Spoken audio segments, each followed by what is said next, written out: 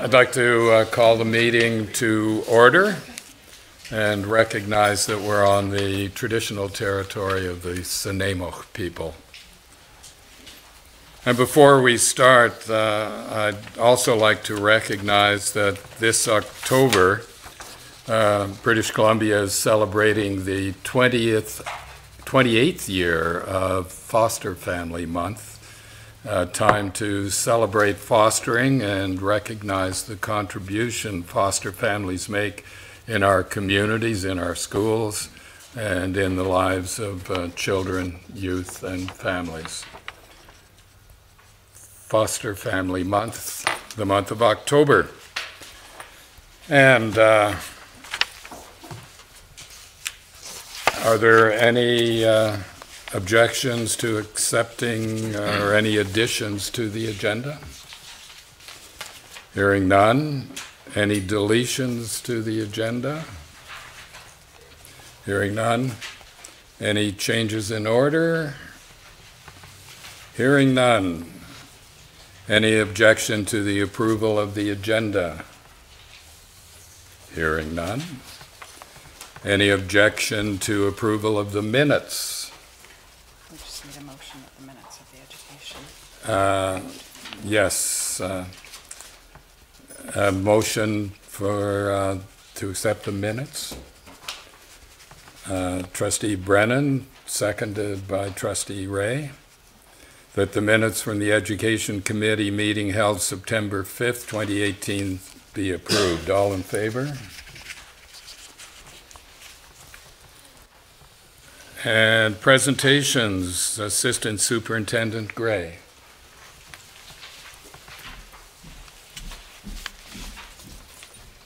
Good evening. Thank you for having me tonight. If I could refer you to the information sheet, I wanted to do a bit of a follow-up from last June. I did a presentation on academies. So here's a background. In the last year, the district has experienced a need for additional space and facilities to accommodate a greater number of programs and students. And so this occurred for a number of reasons. One, there has been an unexpected overall increase in student enrollment. And two, the Supreme Court ruling that caused our class size and composition expectations to actually cause the need for more classes across the school district. So what I'd like to do tonight is really share with you the follow-up from the presentation on academies from last June. So as you recall, we reviewed in detail all academies in LPS and the space and capacity issues related to these programs. At that time, I described 4 phases of addressing these challenges. Phase 1 and 2 were reviewing all programs and identify solutions to relieve the immediate issues. That was accomplished last spring in the month of July. I worked with principals at their school site to ensure we monitored the applicants interested in the programs of choice and systematically accepted their applications to ensure we were able to meet the space and facility limitations. All academies were reviewed in detail regarding their enrollment, cost, resources required, and their history. So that's what we did last June. Although phase 3 and 4 is what I'd like to discuss a bit in more detail this evening. So phase 3, we want to look at creating a process with guidelines and criteria. And phase 4, we want to develop a long-term plan to ensure sustainability. So that was what this information sheet is really about. So to begin with, the AP 303 that's in your package, Programs of Choice, has been amended to include the following. So if I could refer you to AP 303. And what I did here was really look to clearly articulate that programs of choice include academies. So I want you to define that. So where you see programs of choice, we have highlighted that includes academies. We also wanted to outline the fact that applicants for enrollment will be separately prioritized and assigned to schools in advance of all other students. So if you look on page 4 of AP 303, 2.8,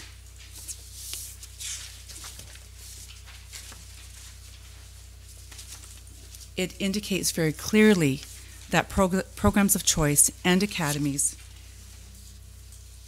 will be separately prioritized and assigned to schools in advance of all other students. So I want to highlight those pieces here this evening so that we were all aware of what we're going to do in the future in terms of how do we approach our academies.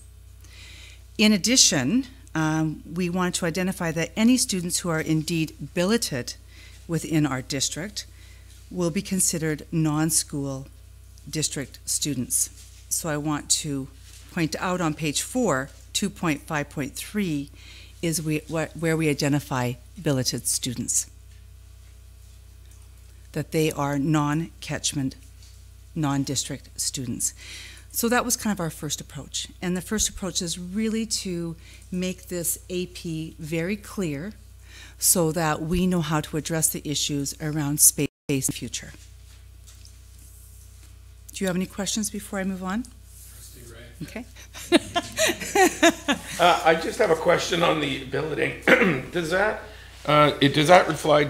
reflect to just the sporting players, or what about the international student billeting? That would only include lodging for sports students, sports teams. So we have some students who come to our district from other places who billet in our locale in order to have that lodging available to them. Okay. And so I wanted to make it very clear in this AP that billeted students are out of catchment students. Got it. Thank you. Thanks. Trustee Bradley? Thank you, Mr. Chair. Through the chair to Ms. Gray. When you made these adjustments and changes, did you seek any input at all from DPAC or any of our? Well, we went through a process last spring. Okay. In June, we had a lot of consultation with our parents. If you recall, we met with a number of groupings on a couple of occasions and actually had their input around their concerns on whether or not their student would be getting into a district academy. Okay, I just wanted to confirm. At least it wasn't mine.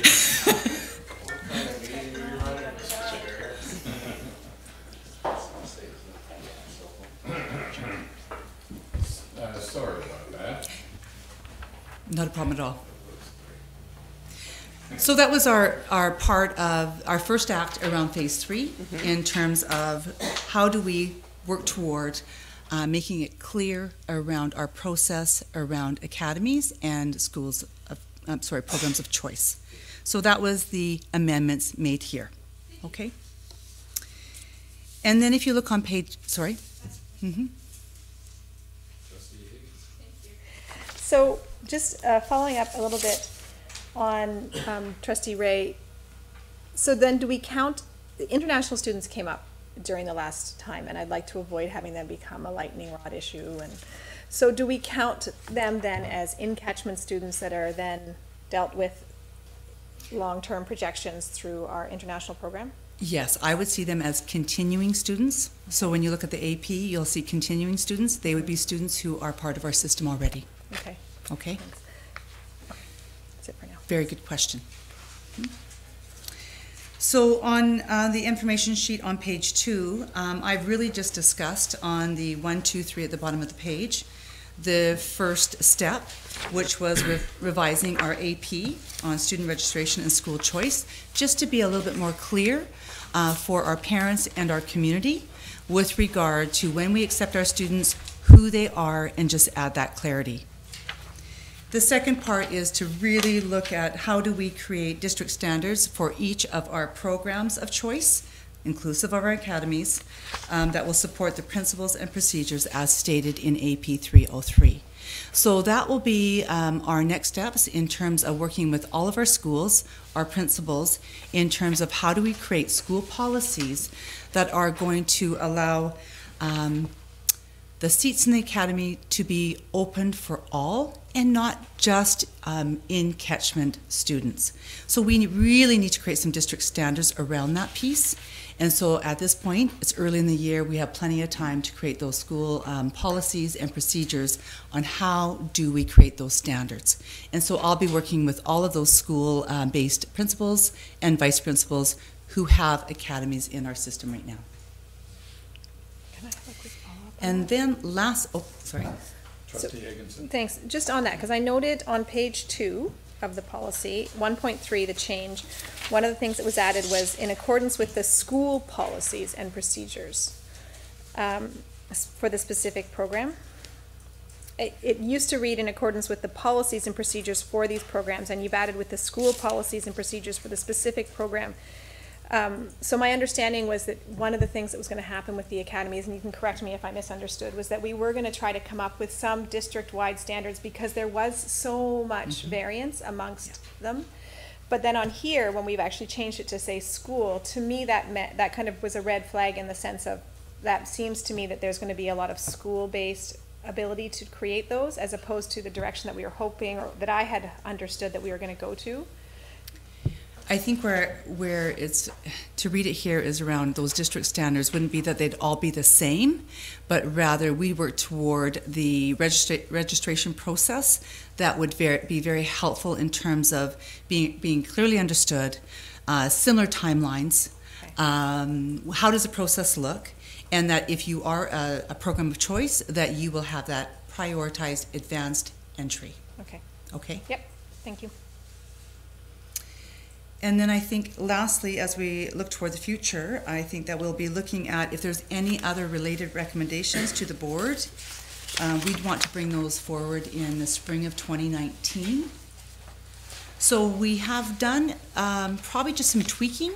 Firstly on the AP 303, I think that the real concise steps that we need to go through would be working with our schools around those policies and those procedures that are going to help everyone be aware, that it looks very transparent, that everyone's in the know about when they should be registering and what that process looks like and how your student is defined, whether that student is a continuing student, an out-of-catchment student, an out-of-district student, a billeted student. And I think that that was a clarity that maybe this AP 303 really needed in order for us to be, I guess, very communicative with our community overall. Any questions? Trustee Brennan? In the instance of the academies and some of the choice programs, they began, I guess, with through the initiative of some teachers and some staff, and were established without any real understanding of the limits of the program. I mean by that, population. And so some of them have proven to be so popular that they've outstripped our ability to provide the program to all who want them, on the basis of space, most particularly, but also staffing with regard to, say, French immersion programs. And recently we had the instance where the parents of students who wanted to join the lacrosse academy were told there wasn't space. And I don't know how the space was found, but apparently it was, and they were accommodated. Similarly, we had the situation at Departure Bay School where there was a lack of space, and the location of a portable has apparently relieved that. So my question is, what are we going to do in the future? Are we going to establish limits, capacity limits on these programs, and so that we're not every couple of years visited by these demands that exceed our ability to meet those demands? Or are we going to just set some limits and identify locations where they will be provided, and then it's a sort of first come, first served, and once the limit's reached, and that's it. And that will disappoint a number of parents and families, but that will provide more order and I guess a kind of cleaner sense of the capacity of the program. I think your comments really indicate the challenges that we faced last spring. Yeah. I think that the criteria that the academies put forward in terms of criteria, that helps to determine, which seats would be made available to which kids, because part of the criteria, each one of those academies have a different set of criteria in terms of do they meet that particular program. And so that's one aspect, but I think that your comment on the fact that maybe we don't have enough seats, that will be the process that I really want to look toward the principals, learning services, to figure out that will give maybe a bit of a fair option or opportunity for students to actually get into some of the academies that they would like to. I think that last spring we knew that many of our academies were being looked at by students who were already continuing students in their high schools per se, but in the future we want to make sure that we provide opportunity for many, not just students who are already enrolling. So that will be the work that we'll do with the schools and the school-based administrators, and in terms of how do they create that criteria, but it meets district standard. And I think right now we're already troubled by our space and facility limitations, not just even around academies. Yeah. Thank you, Chair. Trustee Solomon? Yeah, thanks for the report. And I know you have a lot of challenges ahead, because it's obviously the demand is there, and the lack of capacity is also there. I guess I wanted to ask, is that also going to be part of the discussion? I know it's a difficult discussion all around here, but especially with Departure Bay, certainly we have a lot of demand for the eco school, but we also know that that school is in catchment is it's full, and it probably the projection would be that it would be full for the indefinite future. Is there to be discussion about whether or not you can continue to be an out of catchment school, you know, as an academy at the eco school? I'm going to defer that particular question to Deputy Superintendent Mr. Davey, only for the very reason that it would be in the elementary area, and I know he's been working closely around that detail. Right. So your question is pertaining to Departure Bay Elementary and the Eco Academy. Is it sustainable to keep it as an out catchment? So part of the response to that has already been addressed, and that's in reference to the demands that we have on space throughout our district now. So we're seeing increased enrollment, seeing increased demands across. One of the pieces that we're looking at, and this is through the facilities department, finance department, and learning services, is we're looking at neighboring schools and the amount of students. So our work that's underway and will continue here is really looking at future projections for schools. The reality for us, we are putting a portable on Departure Bay. That is not an easy task. We spoke about topography related to Departure Bay, but there is a commitment there to supporting students that are in that catchment area. Whether it's eco school status or students that are just in catchment going to Departure Bay, they will be supported. So in terms of sustainability, we're supporting Departure Bay in the same way that we're supporting all students and all schools right now, and a lot of our schools are feeling those same pressures. Trustee Higginson. Thank you for all the information. Thoughtful as always. So what I see, I've kind of divided this into two steps that I see. So far, the steps that I'm seeing are sort of reactive steps to the situations we had last year, things that we saw, you know, some loopholes or some gaps that required, you know, had different interpretations. So we've kind of shored those up a bit to make sure, because these are the areas that were sticking points. And what I see happening going forward that you're going to bring to us in spring 2019 is kind of the proactive stuff to help us deal with the long-term space issues and the other things around the district programs. Am I correct in that? Does that seem like? Well, it depends if we have any recommendations, or if the policies and the procedures and the district standards help to provide better support to ensure that our community feels that they have great options to get into some of our academies. I think that's what we're hopeful for. So you may not have any recommendations if we don't have any. If we feel like we've addressed it in a way that is the best way we can, it might be just that we've moved forward. We have some district standards for all of our schools to achieve around those policies and procedures, and then we move forward. Because I still think we may have some of that space and facility challenges. But what we'll do is have a bit of a better guidebook that's more clear, and that is methodically enacted along the way. Great. If I could just on a quick follow-up on that, you say spring 2019, and I remember last year when this was happening, there was a lot of very anxious families.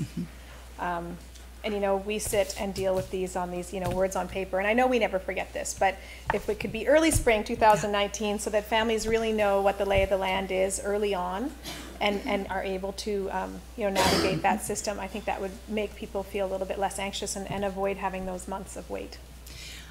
Yeah, and I'll just respond by saying, when you really look at it and we really look at the priority given to programs of choice and / academies, that if we do that early entry and know that they are continuing students, I think that will help prevent that from occurring.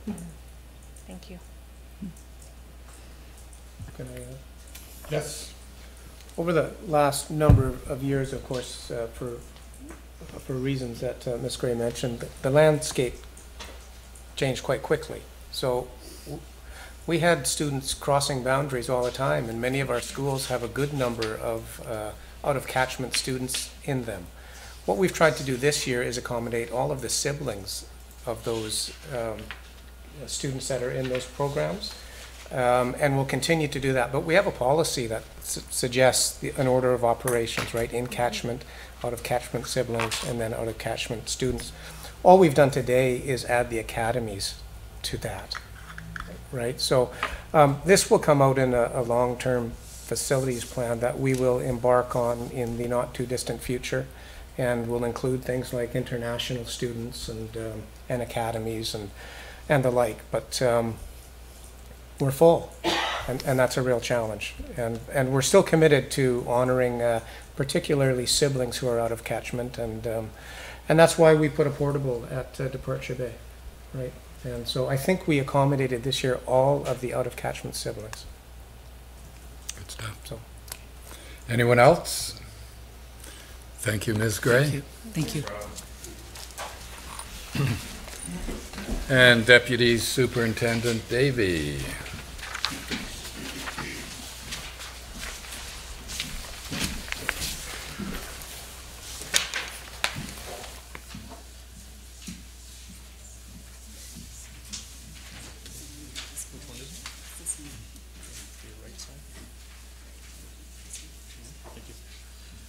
Okay, thank you.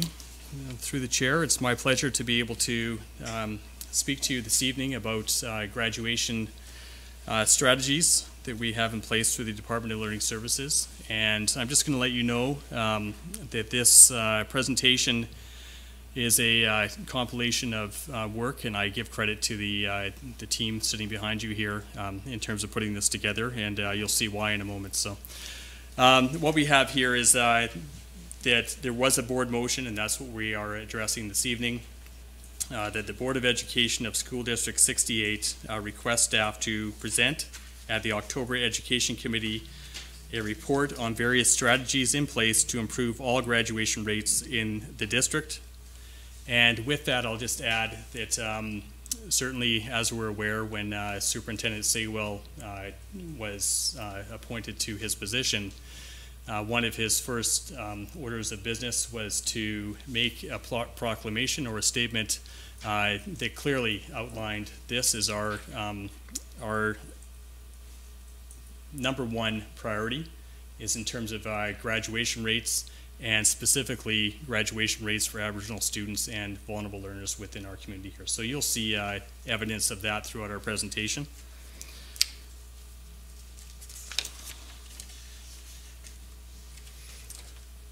Okay, success for all.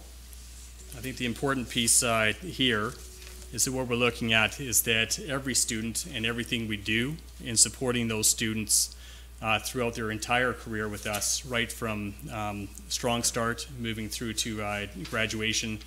We do have adult education programs, continuing education programs as well.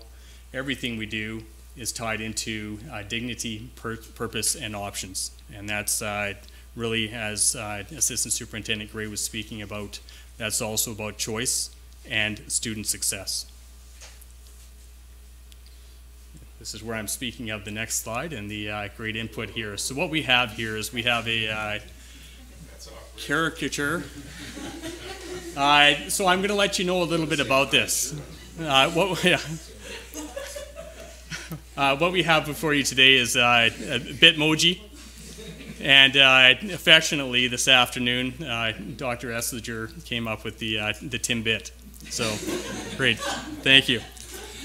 So, in terms of our strategies through our department, on a serious note, what we're looking at here is outlined targeted interventions. So, we will be speaking to, or I'll be speaking to on behalf of the team, around RTI, response to intervention.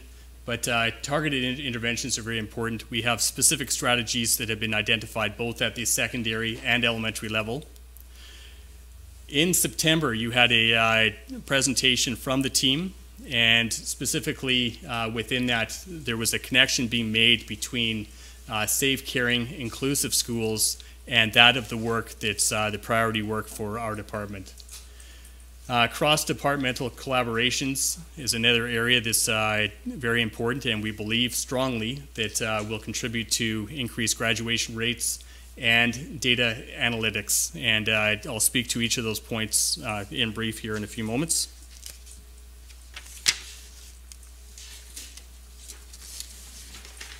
So you can see both at the secondary and elementary level, we've highlighted a couple of the key initiatives that are taking place this year. Career programming, support services, standards-based assessment, and at the elementary then, reading, additional focus schools, and assessment. In looking at the elementary, research is clear around reading rates and life chances. If students are reading at grade level by the end of grade 3, they are more likely to graduate. With this in mind, our early intervention focus is on reading, and it has been and continues to be.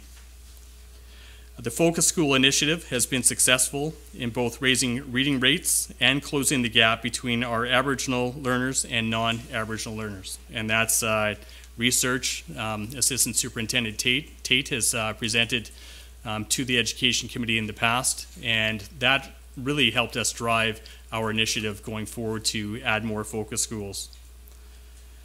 So therefore, we have expanded this initiative to include 8 more schools for a total of 12 focus schools this current year. And we will be monitoring data, working with our staffs, working with our principals to continue to monitor the success in those areas, but we expect that we're going to be seeing the same great results that we saw with the first 4 focus schools as they came forward. Speaking about assessment, we have a strong assessment policy now, which is nice. It's nice to have that behind us that's backing the work that we're doing. And we are growing into a strong data-informed system. And so when I talk about cross-departmental work that's taking place, there's great work taking place between the team of learning services and the IT department. And the conversations that are happening, we're talking about really bringing our data together to help us inform our decisions. So it's something that's it's been needed. We have the team and the supports in place now to get that work happening. So we're excited about that. And the hope then is that this data, which can be used both within the department and obviously within our schools, will help inform teaching and learning in our classrooms, which obviously then translates to successes for our students. Okay, sorry. Do you want us to wait? It's up to you. Okay, can I ask a question now? You can, and I'm just going to mention, I'm also going to be deferring to our my colleagues over in the side over here as well. Awesome. So. So when you talk about all the data, which Yes. I think is great, being Yes. data informed is Yes. really important, not data driven. Yeah. And you talked about all the various levels of folks that have access to this data to improve, outcomes for students. And specifically, my question is around teachers and Yes. using the data to improve teaching and learning. So how do we make the data available for teachers, and how do we help them understand the data and actually use it in a meaningful way so that it does improve teaching and learning? Great, thank you. So I will address that, and then I'll ask one of my colleagues if they have further comment as well. So with that, and through the support of the board, again, we've got our professional learning communities, PLC time. Everything that we're hearing is that PLC time is actually valued by our teachers. And more specifically, even as late as today, what I heard is that teachers would like for us to have more emphasis use of that time that is focused around data. So not as much maybe on in-service or other initiatives coming from the district, but allowing schools to take the time to dig into the data that they have. And you know, that may be the reading assessments that we have through our district-wide reading assessment, maybe other tools that they have on hand. I know FSAs are also present some challenge in terms of how they're used outside of our schools, but that is snapshot information that is also used by our teachers. So we have built-in time, and I think that's one of the real pluses that this board has put in place and supported, is the time that's there for teachers to be looking at data, looking at specific students. We have a committee in place that I'll speak to momentarily here, Student Success Committee, something that we revitalized, gave life back to, and Ted Cadwallader is chairing that committee. Our members of our team met along with some of our district principals today, and we're really talking about what is the data that we should be looking at, how can we use that to inform our conversations, to inform our decisions, and both at the district level and at the school level. So it truly is an initiative that we feel, again, strongly about and that we are undertaking. Our commitment is there toward improving graduation rates, and I'm standing before you and I'm saying that with conviction. That is what we are going to do. We said to the people around the room today, and Superintendent Saywell said this the other day, excuse me, that if these people, sorry, I'm not choking up because I'm being emotional, that the team that's there, you know, that's in place, can't improve graduation rates. You know, I don't know who can, because we have a good team with the right people supporting us as well in place to make this happen. So I'll ask if there's any other comment in terms of the question. Only to add that the presentation is quite holistic, Yeah. and I think parts of the presentation sort of weave together, and there's a whole component around data analytics. When you talk about how and how are they getting access and what are they getting access to, the deputy will address that as well throughout the presentation. Yeah. Thank you. So next slide here, KAPE, Safe, Caring, and Inclusive Schools. Really what we're looking at, the pieces of the puzzle coming together here. Response to intervention, and I think the key point there is that we have been a response to intervention district. We have strategies in place that support this as an initiative in our district. We continue to be. So I think the message that I'm relaying to you today is that we still are and continue to be, because there are people who question. We don't place a lot of emphasis on the term RTI at this point. We do expect that we have these systems in place throughout our schools in terms of supporting students at all levels. And you know, when we talk about the tiered interventions, those are initiatives that are in place in our schools. Next piece here is around reconciliation. And again, as you're fully aware, this is a board goal. There is great work that's happening around reconciliation. There is great work that has been done previously toward achieving our sense of reconciliation, and there is great work that's coming in this area. But really, when we talk about safe, caring, inclusive schools, this is an important step and an important statement that our district is making. Personal, social, and cultural responsibility. What we're looking at here, we have an AP that Dr. Esliger had presented to you around codes of conduct, student attire, and what we're looking at here are just changes in the way that we approach students, the philosophy that we move in. This isn't about necessarily telling students that, measuring between the midriff and top of your knee and so forth. So the language really needed to change in a way that's really reflective of a code of conduct rather than punitive measures in terms of support. So we're wanting to keep students attached to schools, acknowledging, accepting who they are, and having them feel included in our school environments, not looking for ways that we're going to be excluding students or pushing them out. So another one here, the addition of the manager of mental health and addictions is a huge step for our district. We believe that we are the only district in the province, if not one of a few, that have a position of such, and everything that we're hearing so far in terms of the individual that's in that position are just thumbs up. We are feeling it through our schools in terms of the pressures. We had conversation at this table and other tables of the board last year, different presentations, Dr. Hasselback and so forth, coming to talk to us about the needs in this area. And Dr. Esslinger continues to support and work strongly and closely with the manager for mental health and addictions, and already her presence is being felt in a very positive way. So great addition. Culture and language promotion and celebration through ABED, it just continues to grow, and we've heard both from trustees and from staff about the successes of many of these programs. We've seen presentation on these, and our district principal for Aboriginal education is looking for ways to continue to grow these supports and these initiatives within our schools. Again, it's another way that we're going to be helping students to feel more included and safe within our buildings. Additional supports for new Canadians.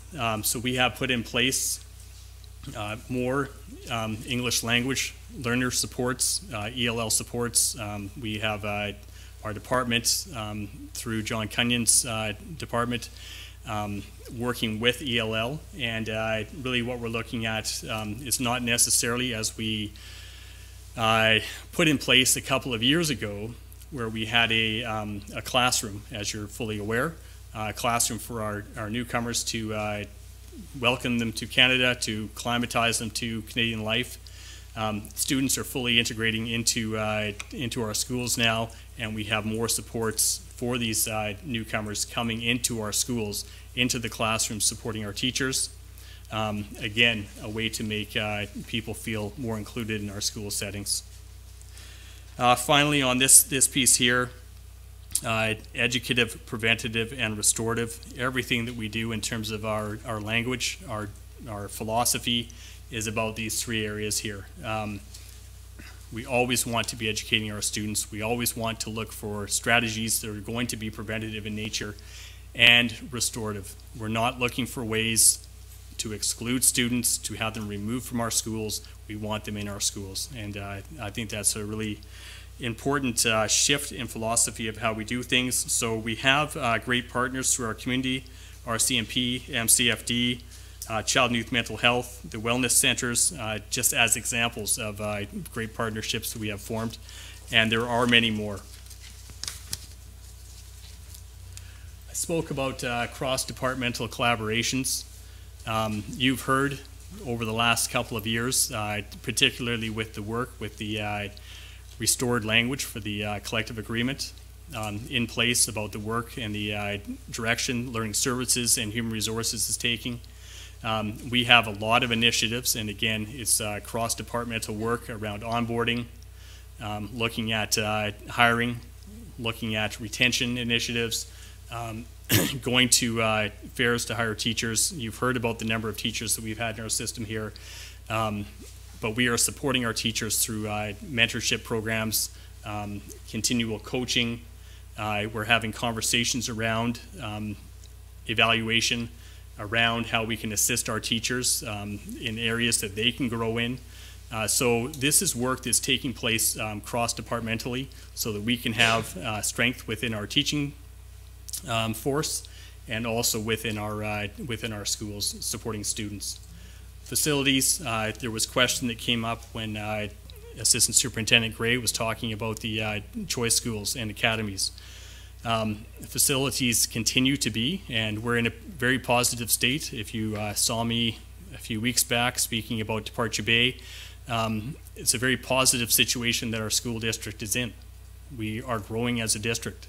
You know, when I came here 15 years ago, and I like to say it wasn't just because of me, but there was we were on a decline through our district here in terms of enrollment, and we're seeing it swing the other way, which is very positive. But it's new challenges that we face, and as a department, we work very closely with our facilities department to make sure that we have the adequate and proper safe environments for our students to work and learn within. Information technology. So I spoke briefly about data.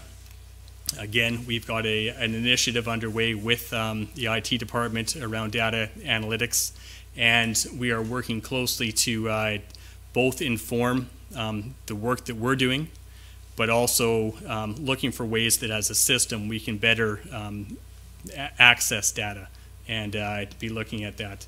On top of that, through ETAG, a number of initiatives supporting our schools, our technology in the classroom, upgrading our systems to a point where the ratios in terms of devices per student is at a very workable level, and I think that's very important for us to maintain and continue to build on. The finance department, again, through our Department of Learning Services, and the work that we're doing there is ensuring that we as a department are on top of our budgeting and the initiatives that we have going forward in supporting students. So there is a lot of cross-departmental collaboration that's taking place there as well. Yeah, I've spoken tonight, and obviously this is a big theme, is around data analytics. So what we're looking at is the creation of a learning services dashboard. And we've heard of a couple of examples that are in place. There was a call in with Surrey School District who have a dashboard in place, and we're looking at other districts as well as to what they're doing. One of the challenges that we've had over the years has been identifying where the sources of data are that we can be drawing upon. We heard today the term tombstone data. A lot of the data that we have is outdated, so we're receiving information that's a year or two old and making decisions around that. That's not appropriate. That's not good enough in terms of supporting the learners that we have in our classrooms right now. So it's work that's taking place with our team, with the IT department, and with other departments around getting something in place in terms of a dashboard that we can go to and we can have immediate access to data that's going to help us inform our decisions, more specifically so that we can be looking at individual students and what we can be doing to support them. The next piece here, I just spoke to, I guess, around tracking student performance. I spoke to PLC time. I spoke to staff, teachers, others, paraprofessionals within our system, looking at data and how we can best support our students. Sorry, you have a question? Yes. Continuing with this and following up actually on the question Trustee Higginson asked in terms of what we do with that and how we share it, have we thought more about more ways and better ways we can share with parents broad data and why we do what we do, and particularly because I still get parents who say to me, why did they have to go home early on Mondays? What's this PLC stuff? You know? Yeah. I'm just going to ask if there's a response from our team first, and then I'll take a crack at it after. Can you ask that question again? Just basically, how do we explain to get it out into the community why we do things like PLCs and how they impact positive student learning in a way that's easy for lay people to understand, kind of thing. Well, I think that when we started the process of looking at professional learning communities and what value they were to offer, I think it is the work that we really need to dig into. And as you can see from this, it says PLC revitalization. We know that we need to acquire those data sets that Deputy Superintendent Davey is referring to, so that our teachers can look at their class profiles and really see how that needs to direct their instruction. But with regard to the community that you're referring to and their wonderment and their question marks around why do we do that work, I think that we need to continue to communicate to them monthly, in the monthly newsletters, what's happening at that PLC time in order for our parent community to understand what is happening. Okay, thank you. Trustee Higginson. So get my biannual plug in for the calendar and our PLC time, and the fact that I think we would not face so many questions from the community if we embedded it within the time and dismissed our students early throughout the week, lumped that time together, and then the teachers used that time after school one day. That's my biannual plug for us to please find a way to make this happen, so that I think that the PLC time is so vital, but we face a backlash from it because of the impact it has on after school care, families. It's quite disruptive, and I get it. So anyway, there's my plug. I know it's difficult, and I know it requires LOUs and all those things, but hey, it's got to be doable. Thank you. Okay. Finally, just to say around data analytics here, creating easy access to student data in order to inform all decisions, support students to graduation, and have a better idea as to how they're doing. And that's what our objective is with this initiative here. So, in conclusion, back to our friend Timbit here. Targeted interventions, Tier 3 district secondary programs. Again, RTI is alive and well, and we are continue to work within our schools in this area. I mentioned the Student Success Committee and the revitalization of this initiative.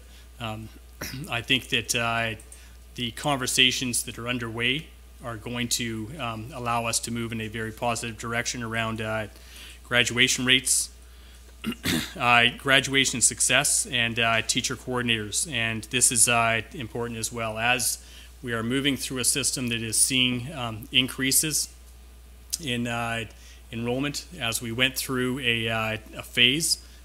Again, you're all fully aware of becoming sustainable. It's allowed us to be at a point where we are adding to our system value-added positions such as coordinators and teachers who are supporting other teachers within our system to improve their practice and help the supports that they have in classrooms. So that's really an important initiative. I mentioned the mental health and addictions coordinator and individual student data tracking. And finally, to wrap us up here, instructional leadership. And again, as per the budget that was approved last spring, we're looking for increasing time for our instructional leaders within our school buildings to support teachers in the classrooms, and obviously then lending itself toward improved graduation rates. And I'll leave you there, just saying Haichka. Yesterday's word of the day, Chair Robinson. So, and if there are any further questions, I'd be happy to entertain those, and I know as would our team over here. So. Thank you. This is great. It would be fantastic, I think, if we work towards actually seeing, I don't want a line by line of data, like a big book of it, but I think it would be really great for us to work towards something that we saw like in the business committee last month, where we did that really great information book and work towards showing the numbers and the data on where these things improved. We know the data is available. We just have to find ways to make it public. I'd like to ask about, in any of these things, we have so many new teachers, that we've hired. I think, and I might be wrong, that it's an unusual amount because of the Supreme Court ruling, and we were fortunate enough to have so many new teachers. Not all of them are new. But I'm wondering where teacher mentorship fits into this. There's a lot of stuff on here that is excellent if you know how to navigate the system, if you've got your practice down, if you are not dealing with a lot of things for the first time, and having a mentor. And I don't think, and I might be wrong, but I don't think we have a mentorship program in our district. And knowing that we have so many new teachers, it feels like it's an opportunity waiting to happen. Excellent question. It's one that we have been addressing. We do have within our collective agreement, there is language around mentorship. And so teachers do access mentors through that article within the collective agreement. But I'm also going to ask District Principal Robinson to speak to this, because that's part of the work that she's engaged in at the moment. So what we actually piloted our first onboarding session on Thursday, September the 27th. That is for new hires and new teachers. And working with the learning coordinators, we're continuing to provide those opportunities for support, connecting, and for building capacity around classroom instruction. We're also providing orientation opportunities, as well as we have our meet sessions throughout the year. So those are things that we're feeling very positive about. We have very good attendance around building the knowledge base, working around the learning framework. Can I? Yeah, please. Sorry. I was just going to add that there are just numerous professional development opportunities that are occurring probably weekly for all of our teachers. I know with regard to learning initiatives at the elementary and the secondary level, that we are releasing teachers to work with our coordinators who provide professional development opportunities regularly. So I don't know if District Principal Robinson shared the great work that she has led in terms of this. That was one event. There's going to be 3 more. And we know that that practice that you're making reference to, that pedagogy, there are report card workshops, how to do that. How do you use standards-based assessment?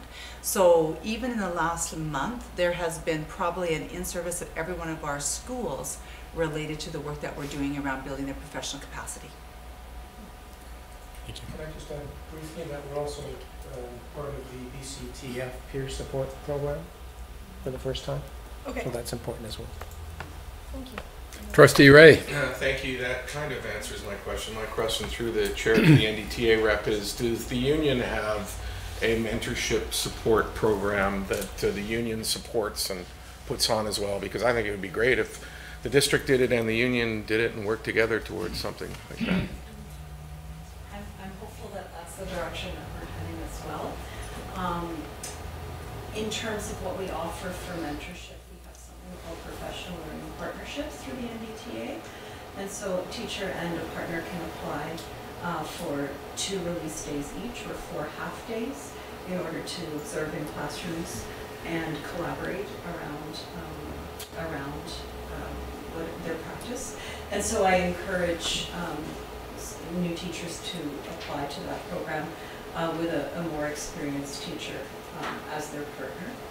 And so, and then as Superintendent Sewell mentioned, there's also, of course, the BCTF program as well. Thank you. If I could have one follow-up, if possible. Not just on... Yeah, okay. Thanks. Not just to our teacher friends, but to our CUPE friends. Do we offer something like that through the CUPE as well to support new employees? I don't know the answer to that. I don't believe so. Thank you. Trustee Robinson? Oh. I had an experience today. I was sitting having lunch with the teachers at Georgia Avenue, actually.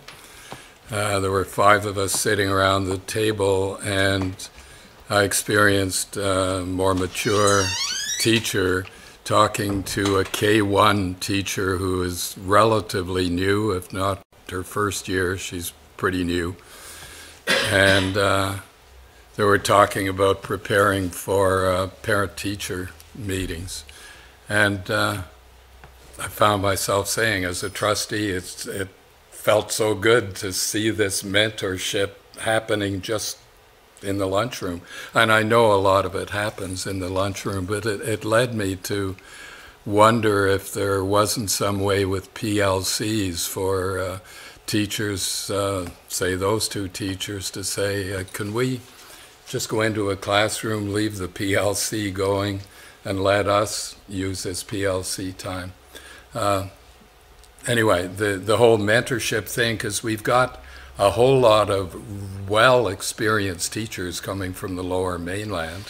We've got a lot of new teachers coming in, and our own teachers at various levels of experience.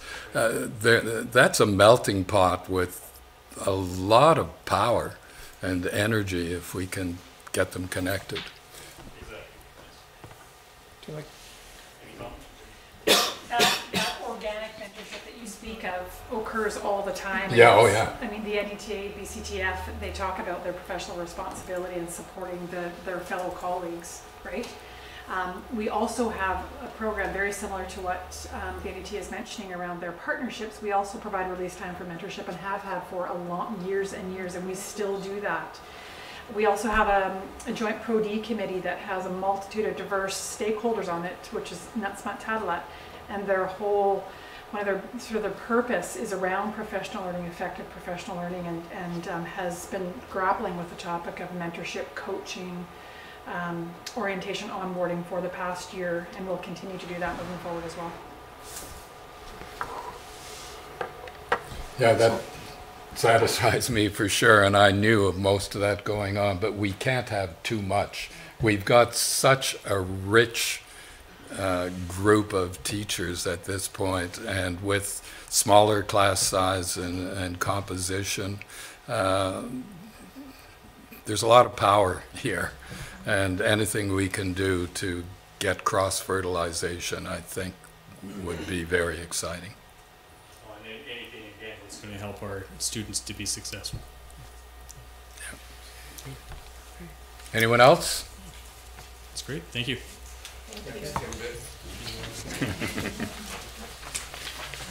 Shall we go for a coffee at Timmy's after?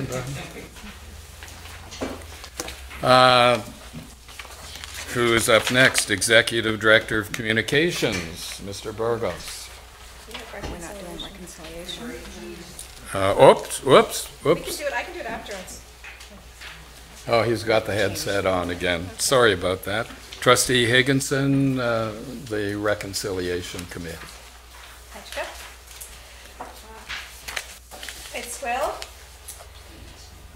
It's my honor to report out on behalf of the Reconciliation Advisory Committee on the work that has occurred since my last report. Well, actually, Deputy Superintendent Davey did the last report in September. The committee has met 3 times since our last report, so the training wheels were off, and we are making up for some, time that we didn't have over the summer. And we've met 3 times with the goal of presenting a draft policy to this current board before the end of the board's term. And we are happy to report that we feel that we will be ready to present a draft policy to the board on October 24th. And in order to do this, we would like to request a special meeting of the board that night that would precede our regular board meeting. The committee chose that date because it kind of acts as a bridge between this board and a new board that will be coming in.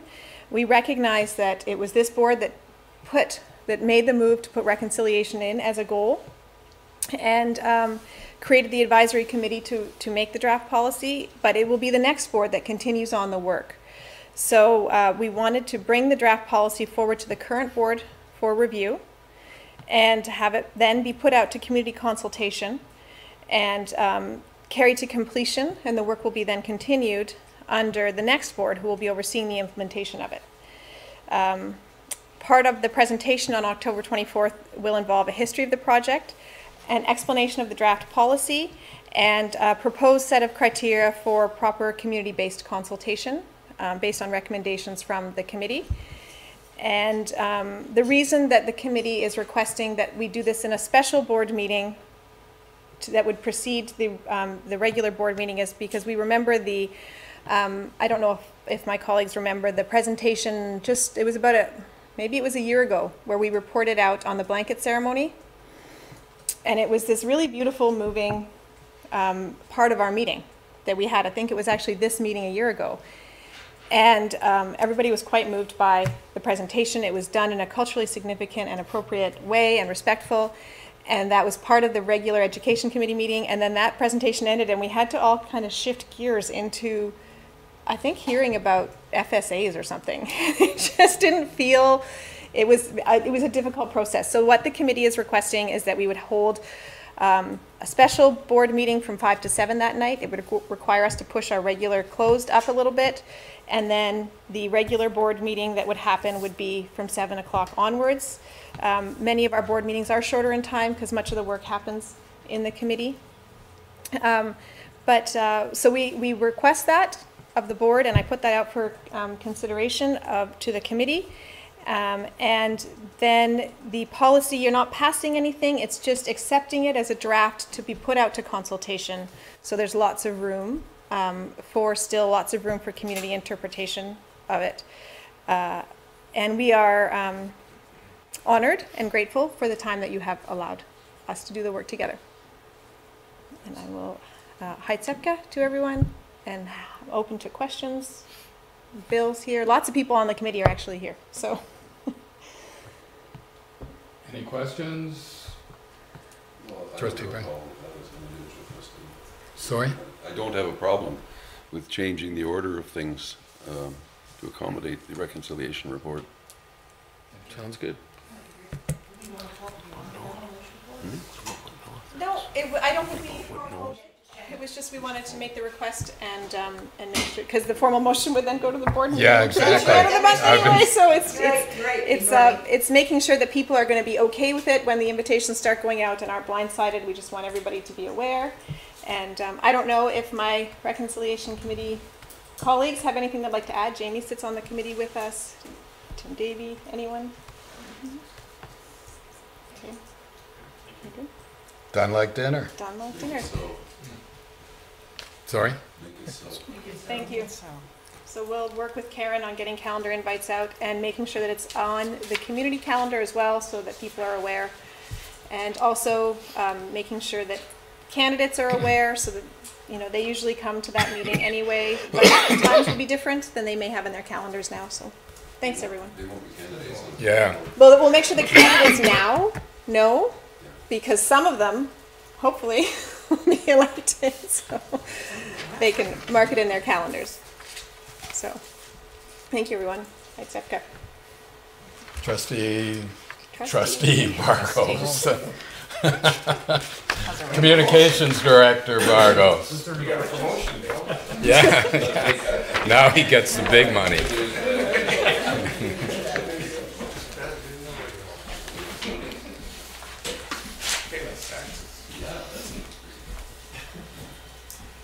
Thank you, Chair. Through the Chair, thank you for giving me this opportunity tonight to speak to you about the new and, new, I was going to say an improved, but no, this is a completely new social media admin procedure. It's been a long time coming. I'm very excited to be talking to you about it tonight. And let's get started. I won't go line by line, but I would like to, first off, thank some people, some of them in the room here, well, everyone in the room here, really, but first off, we had some legal advice to get this started. We wanted to make sure that we got off on the right foot, had a good basis to work from, and so I want to thank our legal team at Harrison Company who helped us get the ball rolling on this. We also had a lot of senior staff meetings. This had been passed around. Feedback was provided, and I appreciate that, so thank you. We also want to thank DPAC, QP, and NDTA. You've provided some feedback as well. Great feedback. We took that into consideration, and we incorporated that into the admin procedure. ETAG was also involved. This was presented to the group. We wanted to make sure that we had some time with them to take a look at it. And then, of course, our NSA reps were there as well, and so they provided their feedback. And now we've got a copy that I'm proud to say that is the final copy. It is on the website already, but I wanted to take a few moments to just throw some highlights out there for you tonight. Okay, really to talk about the purpose. It welcomes the responsible use of social media technologies and other forms of electronic communication to support learning and for school district business and communication purposes. However, social media usage must be undertaken in a manner that is respectful, privacy and compliant, and consistent with the role of school district staff within the community. This procedure has been developed to provide employees and students an understanding of the impact of social media and electronic communications and their appropriate uses in order to ensure professional communication standards and to mitigate the school district's employees and students' exposure to risk. It's a really important procedure to have. We needed to have these guidelines. Every company, every public body should have social media guidelines. This in particular focuses on staff usage and also student usage. Okay.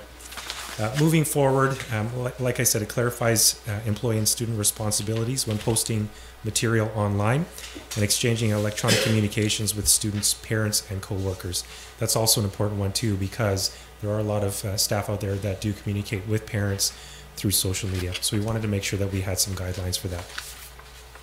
Now, social media itself refers to all internet-based applications and technologies.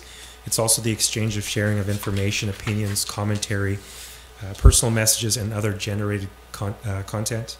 And this is all through Facebook, Twitter, Instagram. It's even through Google+. There's other varieties that we use. FreshGrade is also considered an online product. And that's through many devices, through computers, through your mobile devices as well. So this is all covered.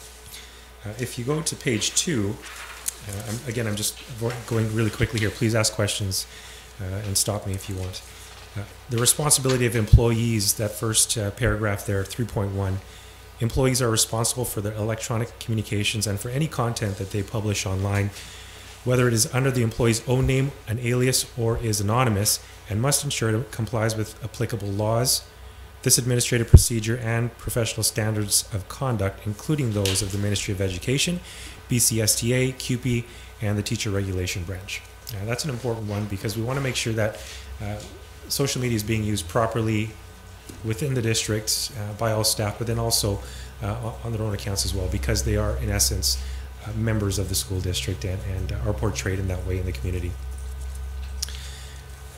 Let's see what else.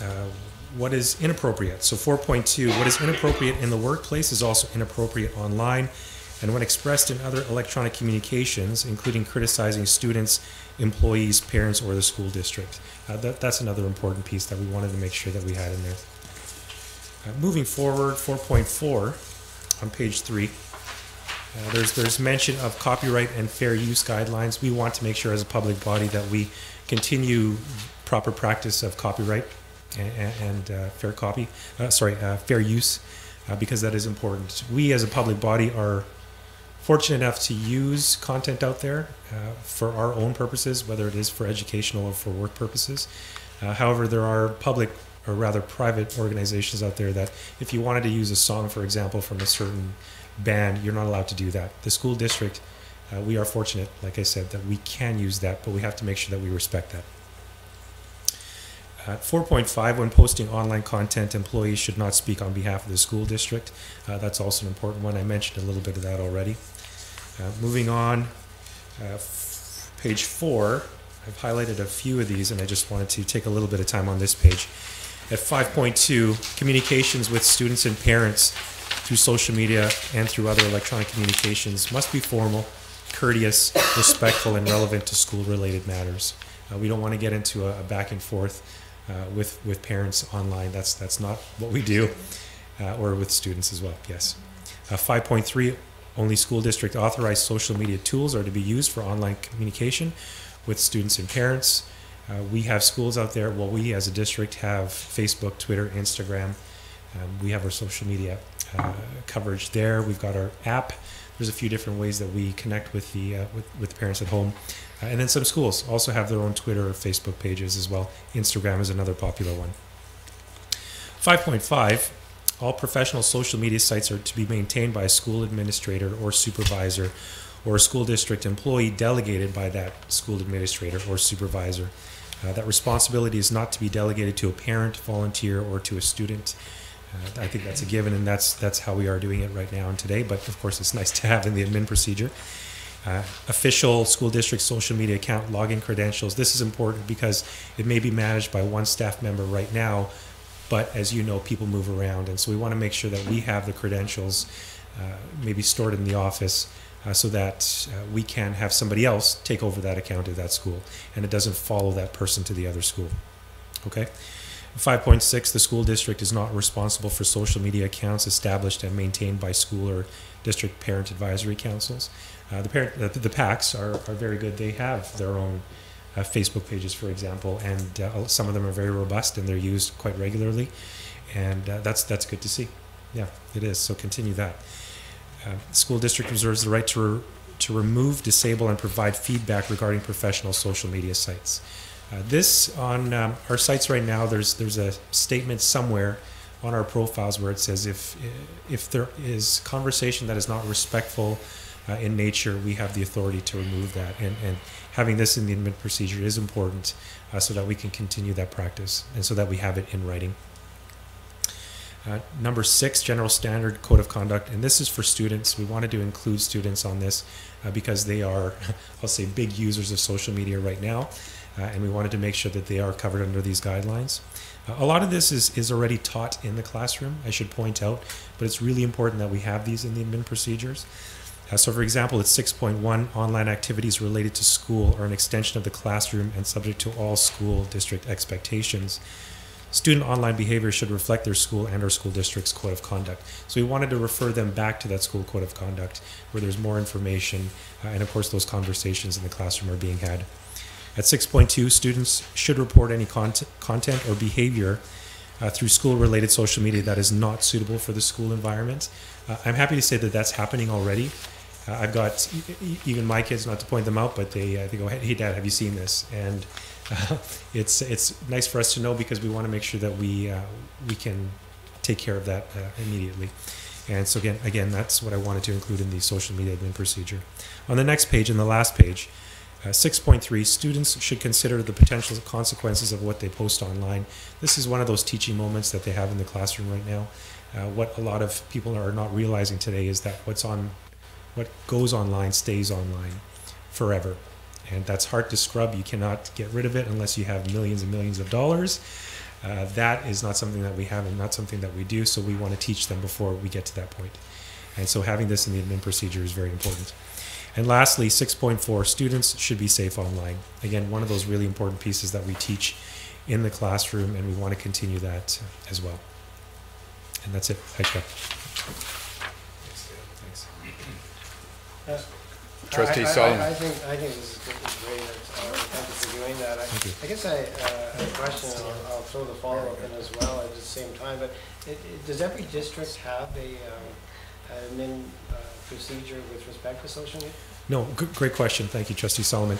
Not all school districts have it right now. It's great that you brought that up. I've actually shared our social media AP with some other districts who didn't have, and they were actually quite impressed with it. And they're going to be taking bits and pieces from it. And, yeah, because that was the second part of my question, whether or not you were able to access similar procedures and adapt them to ours.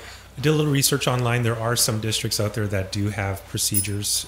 I took it that one step further, included our legal team. I did talk with the other school districts just to ask them if I could use bits and pieces. There are some that I took with permission, and worked really well.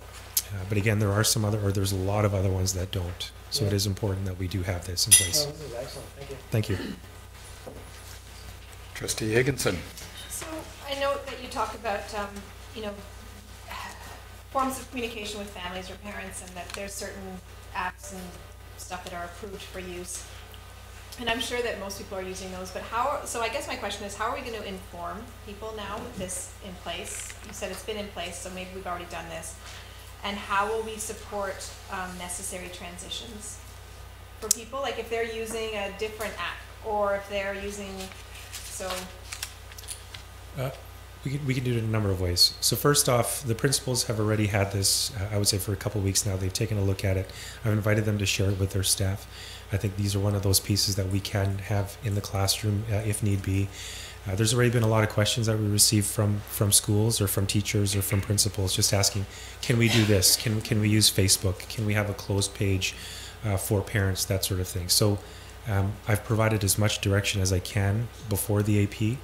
Now that we have this, we can continue on. We can share it with the families. We've got a new procedure that we just launched last week, although we've had it for a number of years, but School Messenger, which a lot of parents had not heard of. We're starting to use now, and maybe we can use that to directly to parents that we have this social media admin procedure. So we do have a variety of ways that we can do that. Yeah, hope I answered that for you. Yeah. Yep. Superintendent. Just wanted to thank Mr. Burgos for his work on this policy and his expertise in this area. He did all the correct consultations. It wasn't a short process, so appreciate that. And again, appreciate your expertise with the Twitter and the Facebook and the like. The Thank Twitter you. and the Facebook, yep. Very good. The Facebook. The Facebook, yes. Thank you. Yes. Chair, Burgos, tell me about the dark net. Let me pull up a chair. It's scary. It's a it's a scary thing. Yes, the dark. I mean, we talk about everything online, and I know that was, part humor there, but anything online, right? So we want to make sure that that's taken care of. We've also got an IT department, who I think one of the most popular pages that we check if we check our analytics is the error 404 page, which is a block page or a broken page. So kids can't get onto the darknet from the district, but that's a great question. We can sit down sometime and talk about it if you'd like. You can get lost in the darknet.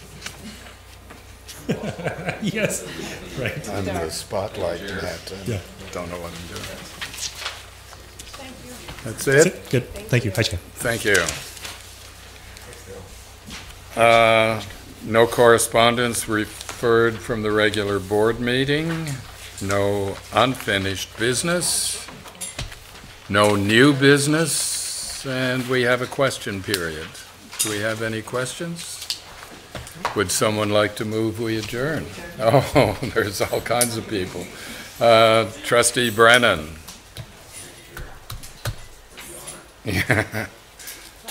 Last education committee meeting. Yeah.